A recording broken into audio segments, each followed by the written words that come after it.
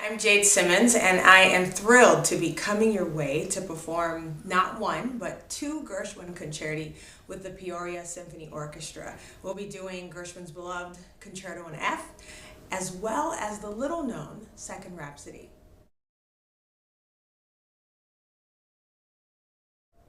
What's so appealing about Gershwin's music is that it gives you the opportunity to play around a bit with the orchestra and to have fun.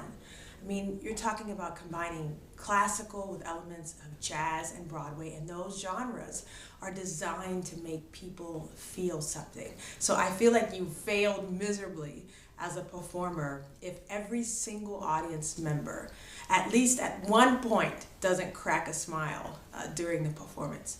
I mean, this is showman's music. There's just no way around that, and to play it plainly or without flair would be a grave disservice.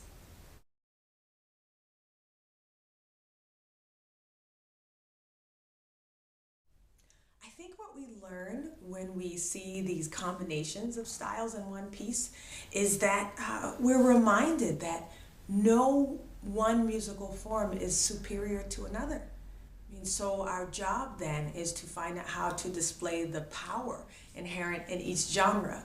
And that gets a bit tricky because no classical musician wants to sound like they're trying desperately to play jazz or pop. So that means that in order to avoid sounding stiff or unhip, we're going to have to commit to the elements of each genre. We're going to have to commit to the fun that's in pop music. We're going to have to commit to finding the pocket of the jazz elements. In my case, that means trying to swing as hard as possible. We're going to have to decide that we're not going to roll our eyes when we come across these wonderfully cheesy Broadway gestures that are so over the top sometimes. And when we commit to that, the audience feels it and they buy in to this piece being, what was at least once popular music of its time. You know, when I conduct master classes, I'm always surprised at how hard it is, especially for classical musicians, to loosen up and to find the fun in the repertoire. And I think in Gershwin, there just is no other option.